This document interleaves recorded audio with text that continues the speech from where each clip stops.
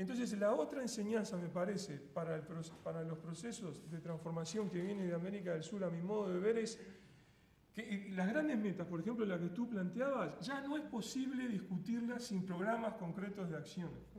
O sea, el eslogan, vamos a erradicar la pobreza y preservar la naturaleza, ¿estamos todos de acuerdo? Ya no alcanza. Y la gente se da cuenta de cuando esas propuestas concretas no están a la mano.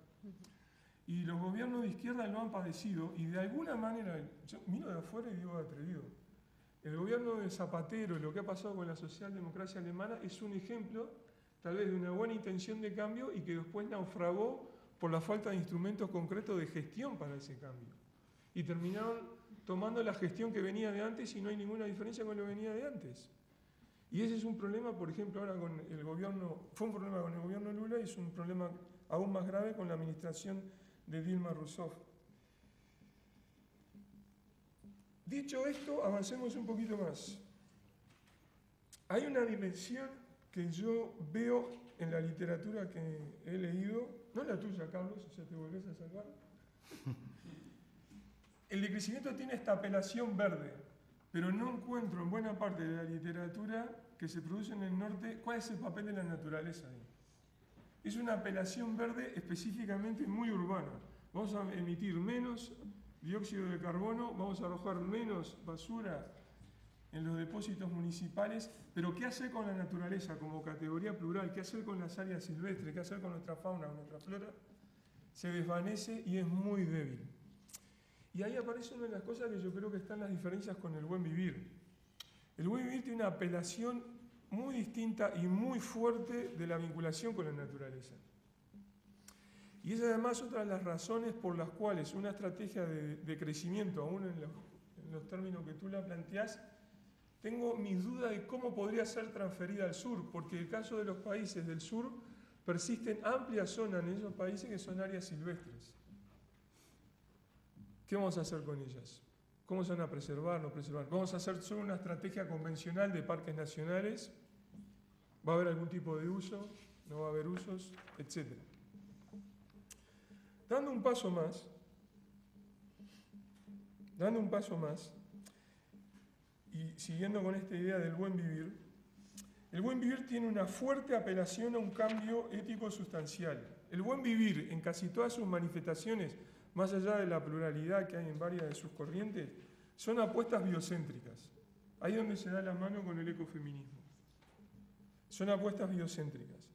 Esas apuestas biocéntricas además tienen un sentido de cambio radical en cómo se aborda la problemática ética, cómo se aborda la valoración de la naturaleza, y tiene como consecuencia además en cómo se reconfiguran los papeles de los sujetos ciudadanos como actores políticos.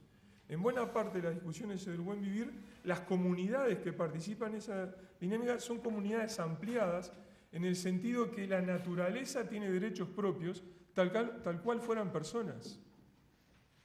Entonces me parece que estos son cambios sustanciales en el abordaje al desarrollo que exceden y van mucho más allá de buena parte de la plataforma del decrecimiento. Entonces cambios, por ejemplo, como el de la Constitución de Ecuador, cuando establecen de que la naturaleza tiene que tener derechos propios y la naturaleza es un sujeto de valor, eso obliga a transformaciones radicales en las estrategias de desarrollo y una de esas obligaciones desemboca en obligar al decrecimiento de esos sectores de alto consumo. Por lo tanto, llegado a este punto, como veo yo la situación al día de hoy, es que el decrecimiento es más bien una consecuencia de esos cambios y no es la causa o la meta que va a originar cambios en los otros terrenos. Yo voy a tener decrecimiento como esta reducción en los niveles de consumo de materia y energía por cambios anteriores que le preceden, especialmente en dos campos, en el campo de la ética y en el campo de la política. Y eso va a tener como consecuencia una estrategia de decrecimiento. Y ya que estoy, porque tengo unos minutos más, y el otro punto que yo creo por qué se está fuera de esa relación que tú planteas entre buen vivir y decrecimiento, la veo difícil. A mí, la relación, esto de decrecimiento y buen vivir, me han llegado también varios emails y varias actividades que aparecen, por ejemplo, en Europa, mezclan decrecimiento con buen vivir. La primera vez que yo la vi me pareció bien raro. Era algo así como mezclar el rock and roll con la albañilería. O la cocina con la mecánica del carburador del automóvil. No tienen una conexión directa. Quieren dejar de usar los conceptos como crecimiento. Y si yo quiero abandonar ese programa, tengo que usar otras palabras. Y buen vivir es desde el punto de vista de la transmisión, de la colectivización, de compartir una palabra y mueve fibras afectivas muy poderosas. No hay que estar explicando qué no es el buen vivir. Rápidamente hay una fuerte apuesta de la gente y percibe la espiritualidad que está del buen vivir, detrás del buen vivir. Y no es menor que eso surgiera en los países andinos. Y nos ayuda mucho a nosotros de origen europeo. Porque todo el paquete del buen vivir intenta salir de la idea de progreso. Y por lo menos en mi entendimiento, el desarrollo actual es la manifestación contemporánea de la ideología del progreso de la modernidad. Y para salir de eso yo tengo que salir de la modernidad. Y buena parte de la discusión del decrecimiento, por ejemplo nuestros amigos en Barcelona, es una discusión de los modernos, son de los europeos. Se publica en inglés en un journal. Hacen cuentas de metabolismo, de flujo de materia y de energía. Es de los modernos. ¿Quiénes son tus amigos de Barcelona? Después te cuento. Supongo que Martín de Salier. Por ejemplo, Joan. Claro, Joan. Entonces él dice, no, el buen vivir, el decrecimiento mueve a los movimientos sociales. ¿Qué movimientos sociales? Hay grupos interesados en el decrecimiento, pero es una idea muy compleja de transmitir para los movimientos sociales en el sur.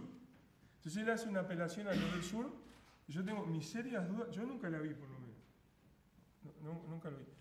Pero como nosotros en el sur más de una vez nos compramos recetas del norte, yo qué sé, todo puede ser posible. Bueno, pero volviendo a esto. Entonces, el buen vivir como crítica al desarrollo intenta salir de la modernidad. Y ese es el elemento clave. ¿Y cómo intenta salir de la modernidad? Intenta, del todo no podemos salir, queremos dar aunque sea un par de pasitos afuera. ¿Cómo lo hace? Con esta articulación con los saberes indígenas, en plural, que son no modernos. O sea, nosotros le tomamos cosas prestadas y ellos a su vez nos ilustran. Pero también hay una transferencia de las tradiciones críticas dentro de la modernidad, como toda la vertiente del ecofeminismo. Por ejemplo, las organizaciones indígenas tienen mucho problema con el tema de género. Les cuesta mucho. Entonces, bueno, ahí hay un aporte. Las tradiciones radicales contestatarias que vienen del ecologismo, etcétera, etcétera. Entonces, para cerrar, ¿cómo funciona esta alternativa al desarrollo como idea, como concepto, como discurso? No estoy hablando de desarrollos alternativos, sino que estoy hablando de una alternativa a toda la idea del desarrollo. ¿Cómo funciona? Como un intento de salir de la modernidad, y dejo planteado, para después del debate, ¿cómo se sale de la modernidad? De la modernidad se sale por la izquierda, porque necesitamos la justicia, y se sale en verde. No hay otra salida. Muchas gracias.